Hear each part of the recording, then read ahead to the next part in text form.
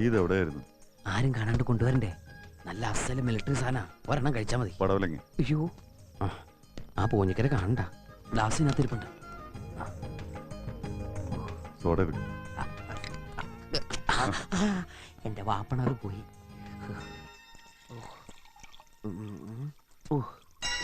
അയ്യോ കമ്പി സാറ്, അല്ല തമ്പി സാറ്. എന്താണ് ഏട്ടനും അനിയനും കൂടി? അല്ലത് മൂത്രമൊഴിക്കാൻ. മൂത്രമൊഴിക്കണമെന്ന് പറഞ്ഞപ്പോ ഞാനൊരു കമ്പനിക്ക് സോഡ ഒഴിച്ചു കൊടുക്കാൻ. സോഡ ഏട്ടന് വീക്ക്നെസ്സാ. സംഗതി മനസ്സിലായി. കിട്ടിയ തക്കത്തിന് രണ്ടുപേരും കൂടി മദ്യപിക്കാനുള്ള പുറപ്പാടാണല്ലേ? നിങ്ങൾ ഇത്രക്കാരാണെന്ന് ഞാൻ വിചാരിച്ചില്ല. അല്ല സാർ, അത് വേണ്ട, ഒന്നും പറയണ്ട. ഇതൊരു മംഗളകർമ്മം നടക്കാൻ പോകുന്ന വീടാണ്. എന്നിട്ട് നിങ്ങൾ രണ്ടുപേരും കൂടി രഹസ്യമായിട്ട് മദ്യപിക്കാൻ പോകുന്നു. ഇത് എവിടുത്തെ മര്യാദയാ? അതും പെണ്ണിന്റെ അച്ഛനായ ഞാനിവിടെ പച്ചയായിട്ട് നിൽക്കുമ്പോ മിഴിച്ചു നിൽക്കാതെ ഒഴിക്കട്ടെ അച്ചു. സാറ് മദ്യപാനം കുടിക്കോ? വല്ലപ്പോഴും. പലപ്പോഴും അല്ല, വല്ലപ്പോഴും. നീ ആ ഗ്ലാസ് എടുക്ക്. സാറിന് കുറച്ച് കൊടുത്താൽ മതി. ഗ്ലാസ് എടുക്കാൻ പോട്ടെ. ഫിറ്റാവില്ലേട്ടാ, തണുപ്പിന് സോഡ കുറവാ. സാറ് കഴിക്കുന്നു കരുതിയില്ല. ഞാനോ ഒട്ടും കരുതിയില്ല. ഇന്നത്തെ ദിവസം കഴിച്ചില്ലെങ്കിൽ പിന്നെ എന്നാടാ കഴിക്കണത്? അകത്താണെങ്കിൽ കാരണവന്മാരുടെ ബഹളം. എന്താ അലമാരയിൽ നിന്ന് ബോട്ടിൽ എടുക്കാന്ന് വെച്ചാൽ മോൾ അതിന്റെ മുന്നിൽ നിന്ന് മാറുന്നില്ല. ഈ കുട്ടി കുറച്ച് കഴിഞ്ഞ് നമുക്കത് അടിച്ചു മാറ്റാം. ഇപ്പൊ ഇതിന്ന് തുടങ്ങാം. എന്റെ അച്ചു ഒന്ന് മുട്ടിക്കടാ. ഞാനും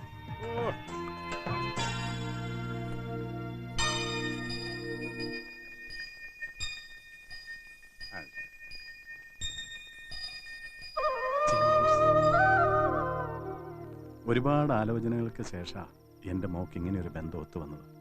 അറിയാലോ, സംസാരശേഷി ഇല്ലാത്ത കുട്ടി ആയതുകൊണ്ട് ഒന്നും അങ്ങോട്ട് ശരിയാവാതിരിക്കുമായിരുന്നു. എന്റെയും സരസ്വതിയുടെയും പ്രാർത്ഥന ഈശ്വരൻ കേട്ടു. നമുക്ക് ഈ കല്യാണം ഒരു ഉത്സവം തന്നെ ആക്കണം.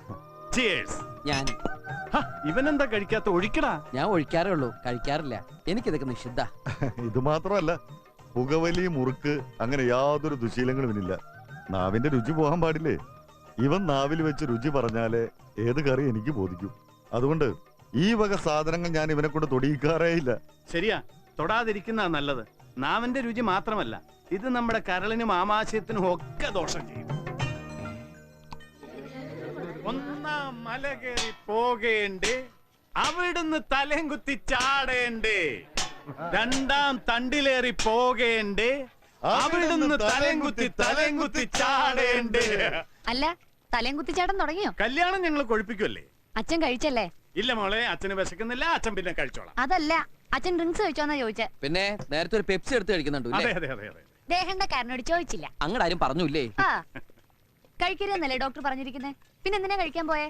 സ്നേഹത്തോടെ ഇവര് വെച്ച് നീട്ടുമ്പോ എങ്ങനെയാ മോളെ കഴിക്കാതിരിക്കണേ? സ്നേഹത്തോടെ തിരി ആട്ടുംകാട്ടെടുത്ത് ഉണക്കമുന്തിരി എന്ന് പറഞ്ഞാൽ നിങ്ങൾ തിന്നോ? വെറുതെ ഒരു മിനിറ്റ് പോട്ടെ മോളെ. അപ്പൊ ഇയാളാണല്ലേ എന്റെ അച്ഛനെ കുടിപ്പിച്ചത്? അതെ, തമ്പി സാറ് വേണ്ടെന്ന് പലവട്ടം പറഞ്ഞ. കഴിച്ചില്ല ഈ സദ്യക്ക് ഞാൻ പായസം വിളമ്പൂലെന്ന് പറഞ്ഞപ്പോഴാ പാവം അദ്ദേഹം കഴിച്ചത്.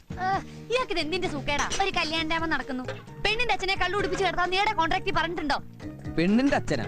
മണവാളച്ചക്കനെ വരെ ഞങ്ങൾ കുടിപ്പിച്ചു കിടത്തിയിട്ടുണ്ട്, പിന്നല്ലേ പെണ്ണിന്റെ അച്ഛൻ. ഇവിടെ ഏത് ഐറ്റം എടുക്കും മോളെ? ഒരു കുഞ്ഞിന്റെ ജനനം, അതിന്റെ 28, ബർത്ത്ഡേ പാർട്ടി, വിവാഹ നിശ്ചയം, വിവാഹം, വിവാഹ വാർഷികം, വെള്ളമടി പാർട്ടി, വെള്ളമടിച്ച് കണ്ണോയ അതിന്റെ പാർട്ടി, 16 അടിയന്തരം, ശ്രാദ്ധം. അങ്ങനെ ഒരു മനുഷ്യായുസിന്റെ മുഴുവൻ കോൺട്രാക്ട് ഏറ്റെടുക്കും ഈ കല്യാൺ രാമൻ.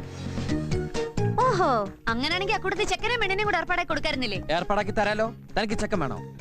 ഞാൻ റെഡി. അത് ശരിയാ, പുകവലിയില്ല, മുറുക്കില്ല, വെള്ളാടിയില്ല. അതൊക്കെ എന്തിനാ ഇവിടെ പറയുന്നേ? കിടക്കട്ടെ സാർ പോയി കിടന്നോളൂ. ഞാനൊന്നും പറയട്ടെ. എന്നാ സാർ പറയൂ. മോളെ, ഇവൻ നല്ല ചെറുക്കനാ. ഇവന്റെ കൂടെ പോയ പട്ടിണി മാറിക്കിടും. നീങ്ങന്ന് മോളെ, ഇവൻ നല്ല ചെറുക്കനാ. ഇവന്റെ കൂടെ പോയ പട്ടിണി ഇല്ല, നിനക്കെന്ന് സദ്യ കൊണ്ട് കഴിയുകയും ചെയ്യും.